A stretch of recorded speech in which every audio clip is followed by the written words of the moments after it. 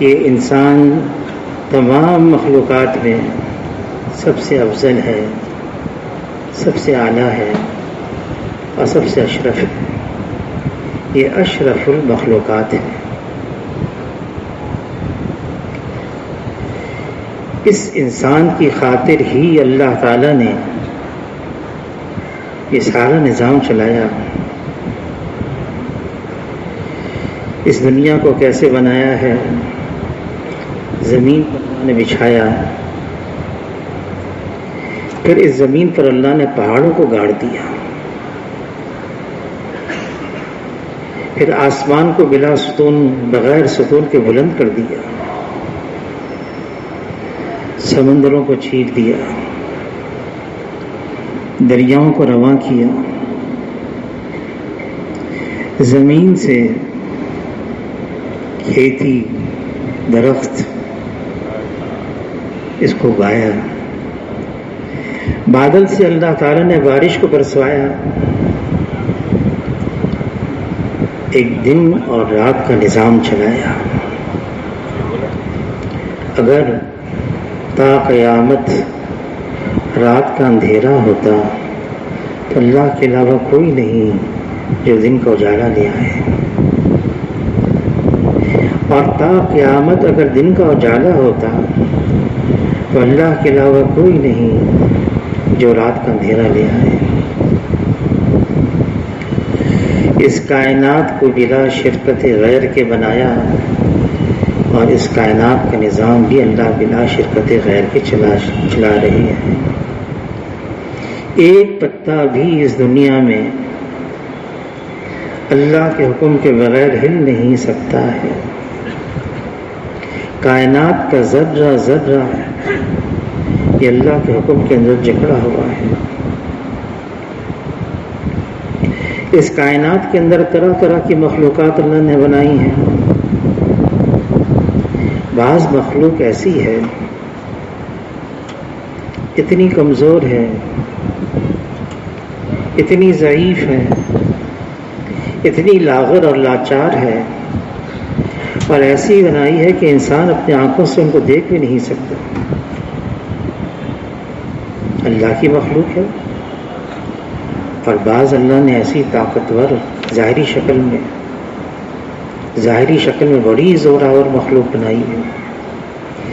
ایسی ایک آور مخلوق بنائی اللہ نے کہ اگر جبرائیل علیہ السلام اپنی اصلی حیت اور شکل میں آ جائیں تو جبرائیل علیہ السلام کا سر عرش معلیٰ سے جا کر لگے، ان کے پاؤں تحت الثری میں ہوں، اور اگر جبرائیل علیہ السلام اپنے 600 پروں میں سے ایک کو کھول دیں سارا مشرق ڈھک جائے، دوسرا کھول دیں سارا مغرب ڈھک جائے۔ اور اللہ تعالیٰ نے اس جبرائیل علیہ السلام کے پر کے ایک کونے کے اندر اتنی قوت ڈال دی، اتنی قوت رکھ دی کہ جبرائیل علیہ السلام نے اپنے ایک پر کے ایک کونے سے زمین سے پوری بستی کو اٹھایا، آسمانوں تک لے کر گئے،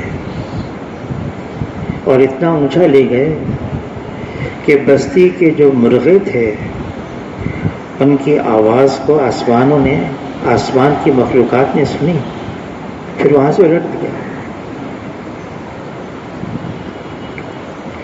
لیکن مخلوق کتنی ہی طاقتور نظر آئے، کتنی ہی زور آور نظر آئے، مخلوق کتنی ہی قطعور نظر آئے، مخلوق ہے، اور اللہ کے سامنے اس کی کوئی حیثیت نہیں ہے۔ جو مخلوق چاہے گی وہ نہیں ہوگا، جو اللہ چاہیں گے وہ ہوگا۔ مخلوق کا چاہنا محض چاہنا ہے، اور اللہ کا چاہنا ہو جانا ہے، اور اللہ کی چاہ کر چیز پر غالب ہے۔ فیصلہ اللہ کا ہے، حکم اللہ کا ہے، غلبہ اللہ کا ہے تمام مخلوقات پر. اللہ کا کلی اختیار اور کامل تصرف حاصل ہے تمام مخلوقات پر. یہ کائنات کو اللہ نے بنایا ہے. ہاں انسان کو مرکزی حیثیت دی ہے. یہ دنیا بنی ہے ہمارے لیے. الدنیا خلقت لکم، اس دنیا کو بنایا ہے تمہارے لیے. لیکن آگے کیا فرمایا؟ وَإِنَّكُمْ خُلِقْتُمْ لِلْآخِرَةِ. ہمیں اس دنیا کے لیے نہیں بنایا. دنیا ہمارے لیے ہے، ہم اس دنیا کے لیے نہیں ہیں. اللہ نے ہمیں آخرت کی تیاری کے لیے دنیا میں بھیجا ہے. دنیا کو ہمارے لیے دار العمل بنایا ہے. عمل کر کے آؤ، یہاں پر تیاری کر کے آؤ. پھر اس دنیا کو بنا کر اللہ نے یہ بھی کہہ دیا یہ کھیل تماشا ہے، دھوکے میں نہ آنا. یہ دار الغرور ہے، دھوکے کی جگہ ہے. ایسا نہ ہو یہ دنیا دھوکہ دے دے. آدمی اسی کو سب کچھ سمجھ لے، ساری صلاحیتیں، محنتیں، کوششیں اس پر لگا دے. اس دنیا کو ختم ہونے کے لیے اللہ نے بنایا ہے. انسان کو اس دنیا میں رکھا، وقتی طور کے لیے رکھا ہے، تھوڑی دیر کے لیے رکھا ہے، عارضی طور سے رکھا ہے. یہ انسان پھر اس دنیا سے نکل جائے گا، منتقل ہوگا. اس انسان کا انتقال ہوگا اس دھوکے کی جگہ سے. پھر یہ عالم برزخ میں پہنچ جائے گا. عالم برزخ وہ کیا ہے؟ عالم برزخ جب تک حشر کا میدان قائم نہیں ہوتا، انسان جب دنیا سے انتقال کر جاتا ہے تو وہاں رہے گا عالم برزخ میں. کتنا عرصہ رہے گا اس کا علم اللہ ہی کو ہے. کسی نے عرض کیا اللہ کے رسول قیامت کب آئے گی؟ جواب دیا جتنا سوال کرنے والے کے پاس علم ہے اس کے بارے میں، اتنا ہی جواب دینے والے کے پاس اس کا علم ہے. یہ علم اللہ نے اپنے پاس ہی رکھا ہے. لیکن آئے گی، قیامت آئے گی، آنے والی ہے. اللہ تعالیٰ اس کا نقشہ کھینچتے ہیں. ایسا خطرناک دن ہوگا، ایسا افراتفری کا دن ہوگا کہ عورتیں اپنا بوجھ ضائع کر دیں گی. دودھ پیتی مائیں اپنے معصوم بچے کو بھلا دیں گی. ایسا لگے گا کہ لوگ نشے میں ہیں. نشے میں نہیں ہوں گے، بلکہ اللہ کا عذاب بڑا شدید ہے.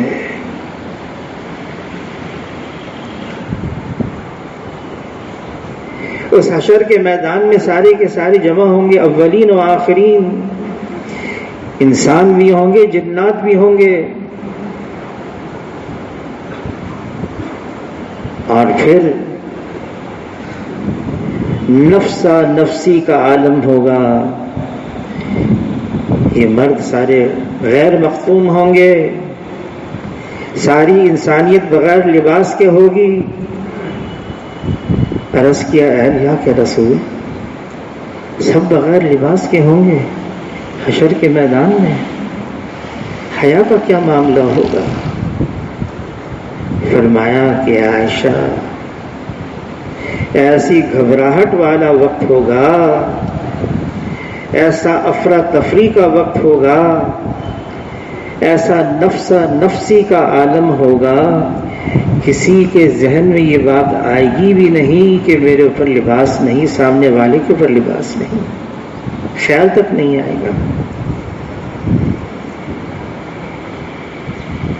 50,000 سال کا ایک دن ہوگا، 50,000 سال کا وہ حشر کا میدان۔ دنیا کی زندگی کتنی ہے؟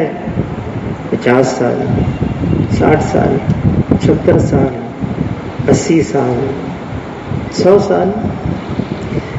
حشر کا میدان ایک دن 50,000 سال۔ اس کو اللہ نے کلام پاک میں بیان کیا ہے، ہمارے لیے کیا ہے۔ پھر لوگ حشر کے میدان میں یوں کہیں گے ربنا ابصرنا وسمعنا فرجعنا نعمل صالحا، اے رب ہمارے، ہم نے دیکھ لیا، ہم نے سن لیا، ہمیں لوٹا دیا جائے، ایک موقع اور دیا جائے، ہمیں دوبارہ دنیا میں بھیجا جائے، فرجعنا، لوٹا دیا جائے۔ کیوں؟ ہم اب کے عمل کر کے آئیں گے، اچھے عمل صالح کریں گے ہم۔ تو تم دنیا سے آ رہے ہو، کیوں نہیں کیا؟ انا موقنون، سنتے تھے دنیا میں موت ہے، سنتے تھے موت کے بعد زندگی ہے، سنتے تھے حشر کا میدان ہے، یقین تو اب آیا ہے آنکھوں کے سامنے۔ یہ وہ زمانہ ہے دنیا کا، بن دیکھے یقین کر لیں، یہ غیب کا سودا ہے، ایمان اسی کو کہتے ہیں کہ حضور صلی اللہ علیہ وسلم کی خبر پر آنکھوں دیکھے سے زیادہ یقین آ جائے۔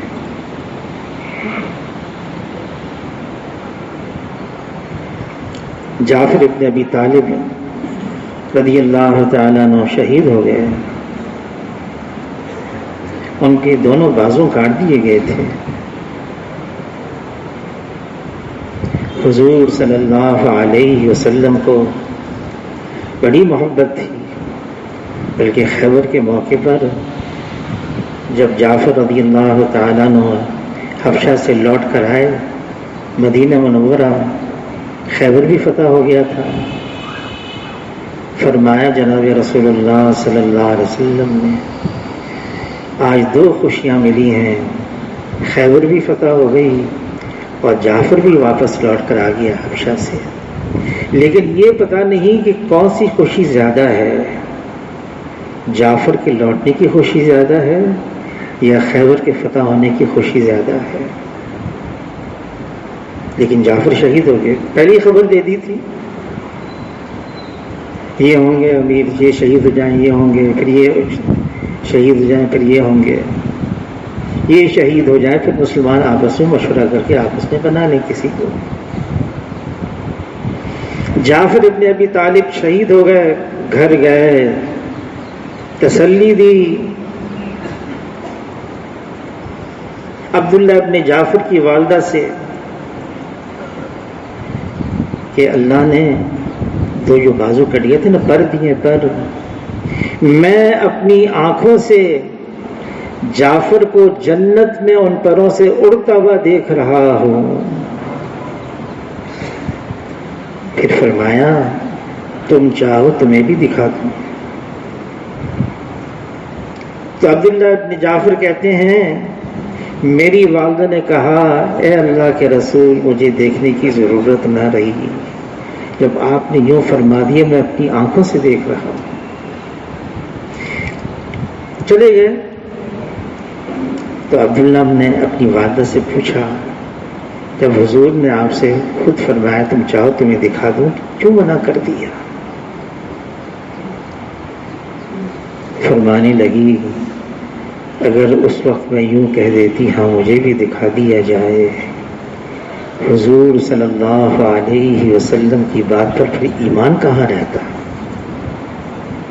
حضور نے فرمایا میں دیکھ رہا ہوں، ان کا دیکھنا میرے دیکھنے سے زیادہ قوی اور زیادہ مضبوط ہے۔ حضور صلی اللہ علیہ وسلم خبر دے رہے ہیں کہ آخرت کی زندگی ہے، آنے والی ہے۔ فرمایا جو کچھ مجھے معلوم ہے تمہیں معلوم ہو جائے،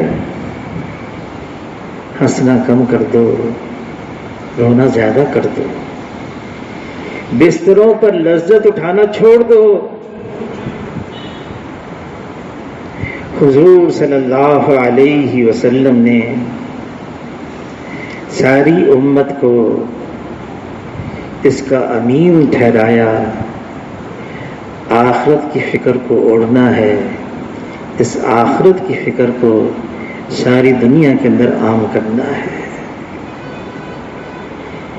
ہماری ذمہ داری ٹھہرا دی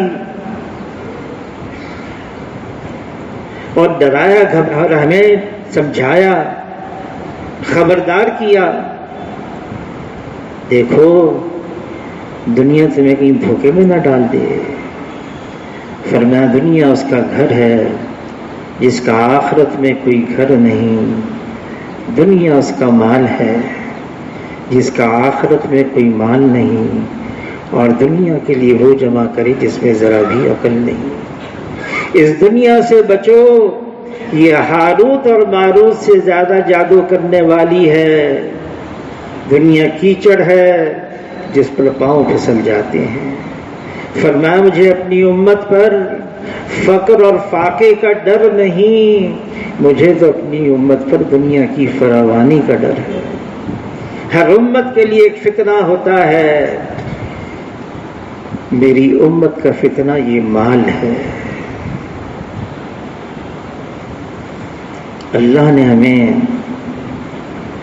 دین مرحمت فرمایا ہے، اتنا بڑا سرمایہ، اتنا بڑا خزانہ، اتنی بڑی دولت ہے دین۔ یہ دین ہے جس کی وجہ سے ہم دنیا میں بھی کامیاب ہو سکتے ہیں، ہم آخرت میں بھی کامیاب ہو سکتے ہیں۔ کس کا نام دین ہے؟ اللہ کے احکامات کو حضور صلی اللہ علیہ وسلم کے طریقے سے پورا کرنا، اپنی منمانی کو چھوڑ دینا، جی چاہی کو چھوڑ دینا، طبیعت میں جو بات آ رہی ہے اس پر عمل نہیں کرنا۔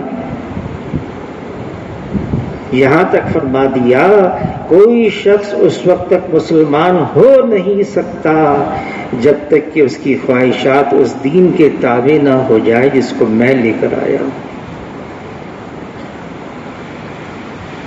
دین ہے، مولانا یوسف صاحب رحمۃ اللہ علیہ کے ملفوظات میں ہے، جو اللہ کے دین کے ساتھ جڑ گیا، کیسے جڑے گا؟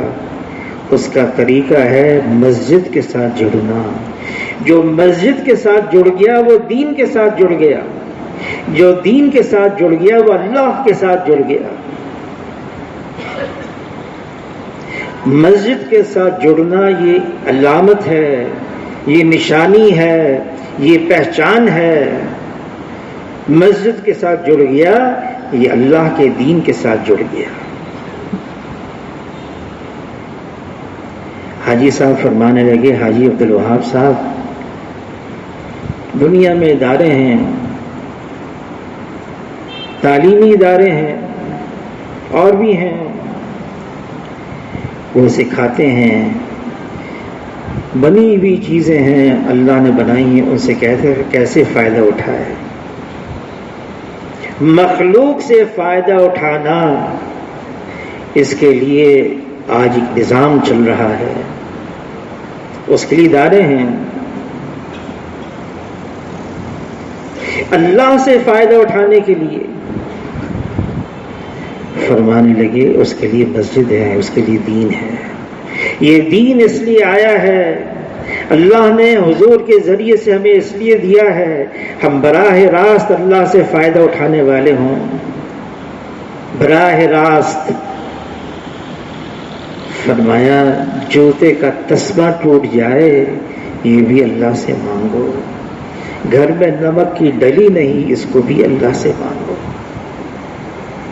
حکم دیا ہے مانگو، اللہ سے مانگو اور صرف اللہ سے مانگو.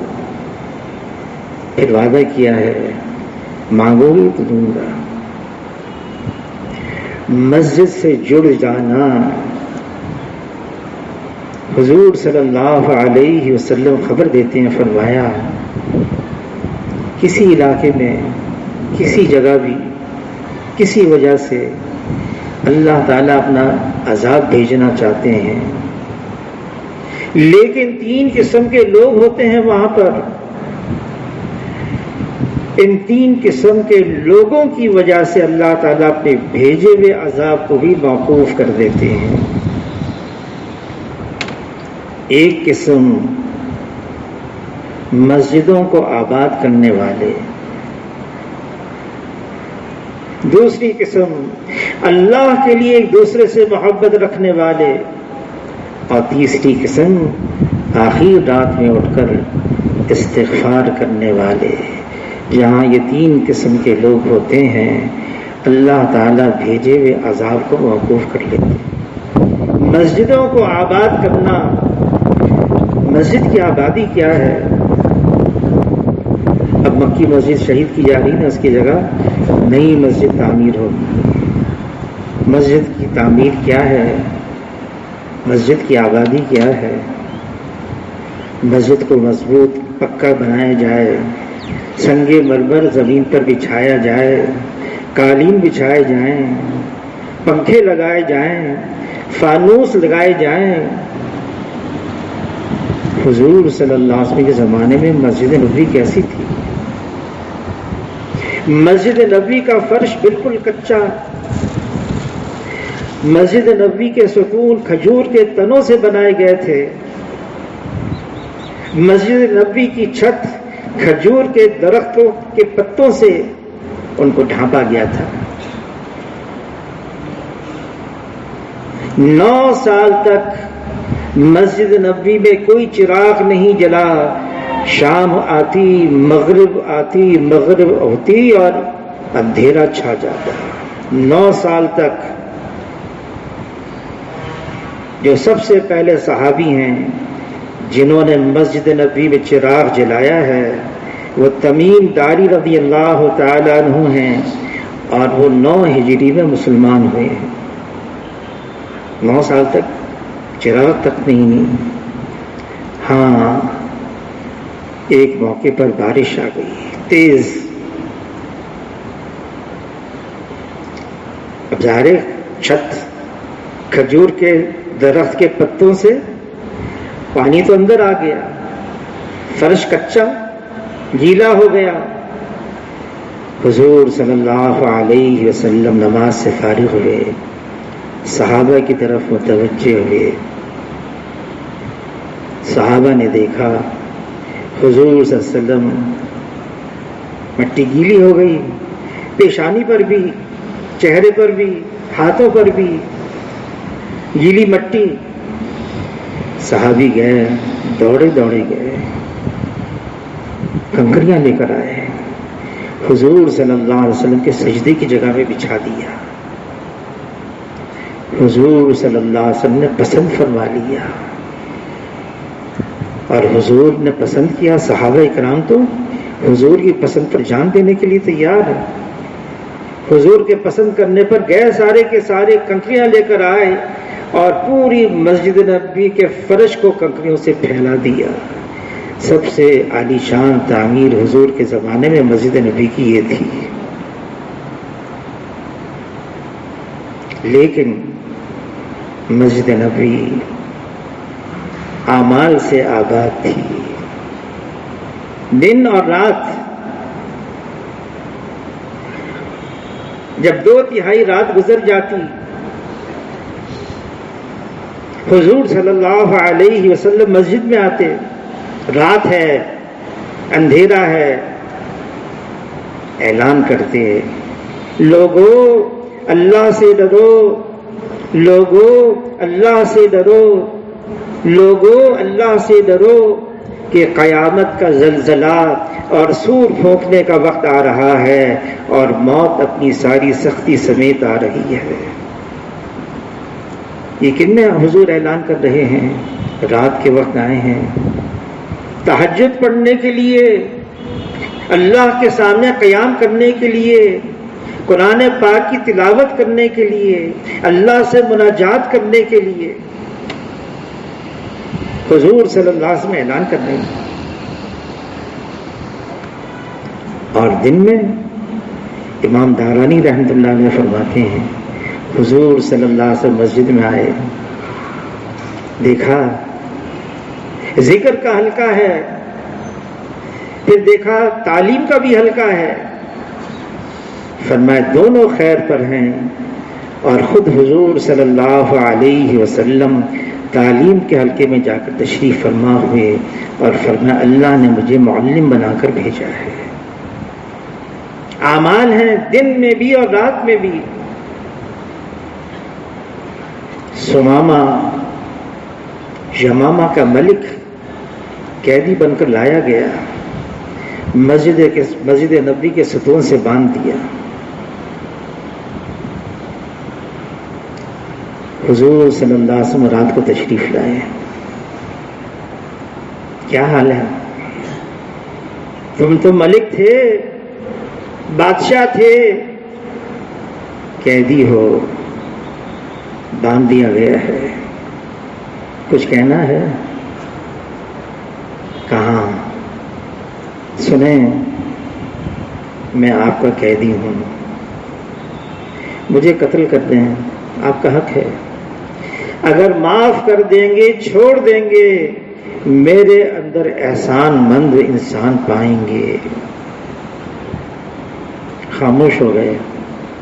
اس کو ضروریات کے لیے چھوڑا جاتا تھا، پھر واپس کے ستون سے باندھ دیا جاتا۔ دوسری رات پھر یہ سوال جواب، تیسری رات حضور نے فرمایا چھوڑ دو،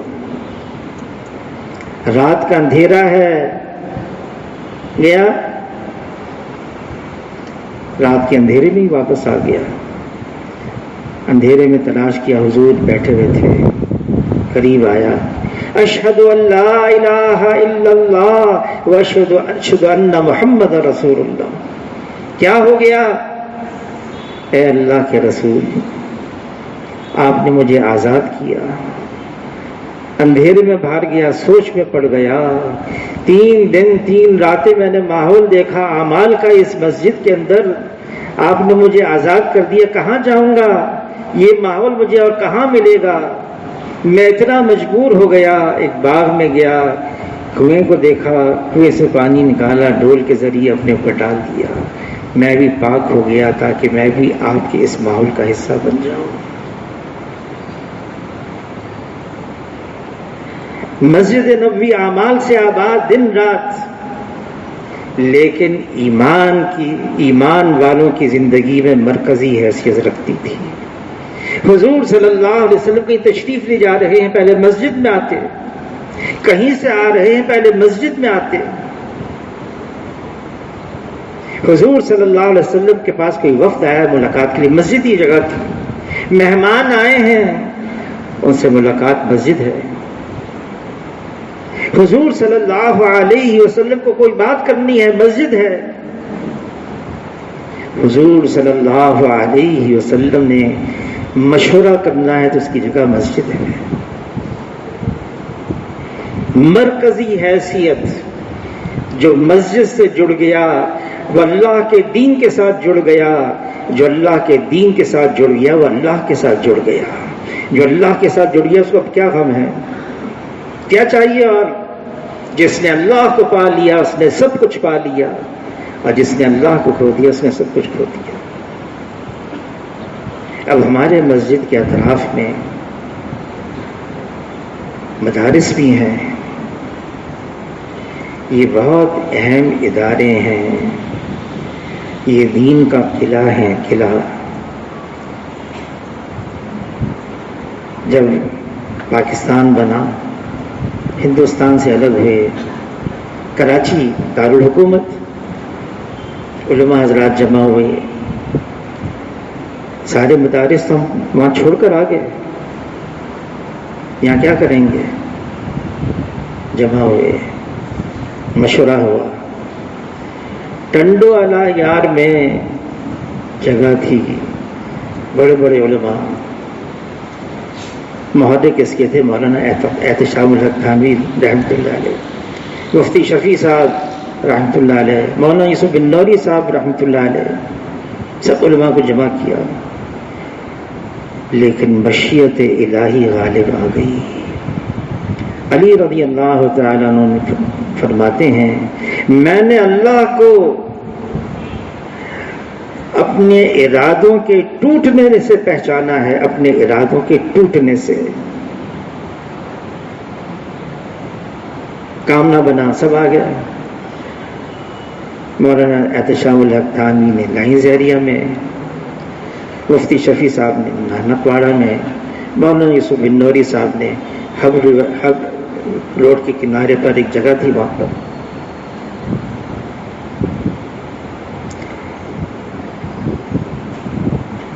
ایک صاحب تھے سولیجہ صاحب، بھائی اسماعیل سولیجہ صاحب، وہ حب روڈ سے گزر رہے تھے، حب کی طرف جا رہے تھے تو دیکھا کہ جنگل ہے، بیابان ہے، بڑے بڑے مٹکے مٹی کے رکھے ہوئے ہیں، پانی کے، کچھ بچے چھوٹے چھوٹے ہیں، مٹی کے کچھ لوٹے ہیں، کہ نہیں یہاں کہاں جنگل کے اندر؟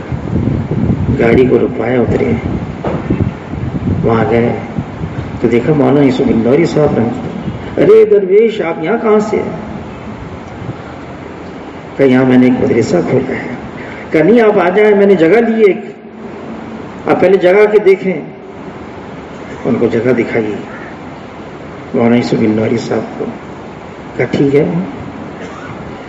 بانس تھے اور ٹاٹ کا کپڑا وہاں پر تھا حب روڈ پر، اور وہاں سے وہ سارے نکالے اور یہاں بانس گاڑ دیے، ٹاٹ لگا دیے، بچوں کو یہاں بلا لیا، چھوٹے چھوٹے بچے تھے، 3 استاد تھے، 3 استاد۔ کھانا کہاں سے کھائیں گے؟ وہاں پر ایک اسکول، نیو ٹاؤن اسکول، اس کے ساتھ ایک نالا بہتا تھا، اس نالے کے ڈھلان پر جھولیاں تھیں، اور وہاں ایک کوئٹہ والے نے اپنی دکان بھی کھولی تھی، چائے کی دکان تھی، روٹی بھی بناتا تھا۔ تو مولانا یوسف بن نوری صاحب نے اس سے بات کی، ایسے 25 طالب علم ہیں، کوئی بات نہیں، ان کو 24 گھنٹے میں 1 روٹی دے دوں گا، 1 پیالی چائے کی بھی دے دوں گا۔ انتظام ہو گیا، اور وہاں کوئی نالے تھے، سیوریج سسٹم ہی نہیں تھا، تو ان کے لیے ٹاٹ لگا دیے، بانس لگا دیے، اور نیچے ٹرے لگا دی۔ اور مولانا یوسف بن نوری صاحب رحمۃ اللہ علیہ آدھی رات اٹھتے ہیں، ساری ٹرے ایک بوریے میں خالی کرتے، اور اس وقت جہاں علامہ اقبال لائبریری ہے وہاں پر جمشید روڈ پہ، تو وہاں کچرا کنڈی تھی، وہاں جا کے سارا بوریا پھیل کر آتے، اور پھر نہا دھو کے صاف کپڑے پہن کر اور پھر آ جاتے اس طرح سے۔ لیکن اللہ تعالیٰ نے انہی مدارس کے ذریعے سے پھر دین اس ملک کے اندر ایسا مضبوط فرما دیا۔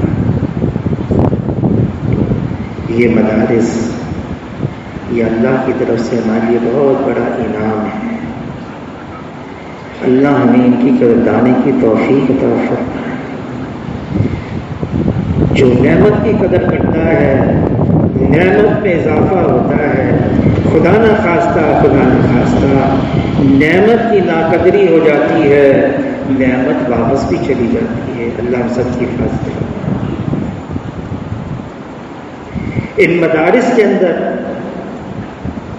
جہاں علم حاصل کیا جا رہا ہے وہاں دعوت کی فضا بھی ہو۔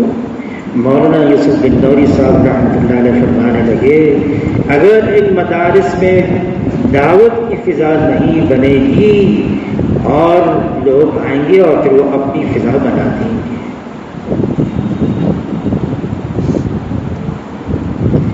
اس کی پوری ذمہ داری اب ان مدارس کے قریب جو مساجد ہیں ان پر آتی ہے کہ وہاں دعوت کی فضا کو قائم کیا جائے،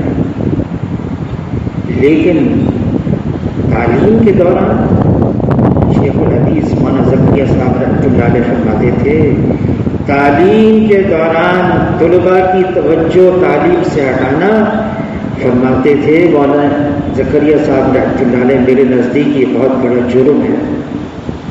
توجہ تو پوری ان کی تعلیم کی طرف ہو، ہاں جیسی تعلیم سے فارغ ہوئیں اور روزانہ بھی فارغ ہوتے ہیں، وہ جو فراغت کا وقت ہے ان کا، تعلیم سے فارغ ہو گئے، وہ وقت ان کا جتنا زیادہ سے زیادہ اس دعوت والے کام میں استعمال کیا جائے۔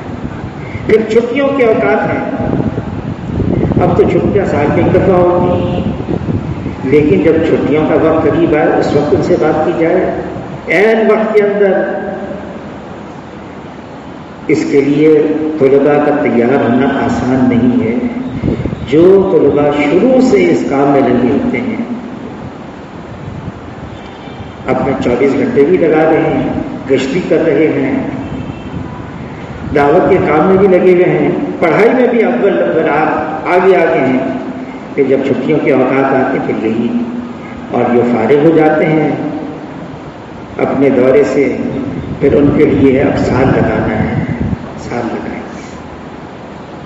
تو یہ پھر انشاءاللہ مولانا یوسف کاندھیلوی رحمۃ اللہ علیہ فرمانے لگے کہ جب علماء حضرات اس کام کو سنبھالیں گے، یہ کام ایک ایسی ترقی کرے گا کہ وہم و گمان بھی نہیں ہوگا۔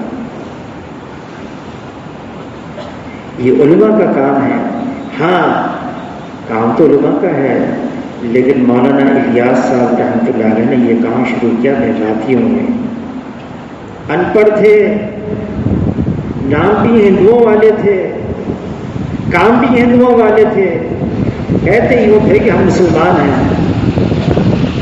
ہم خنزیر کا گوشت نہیں کھاتے، ہم بڑے کا گوشت کھاتے ہیں،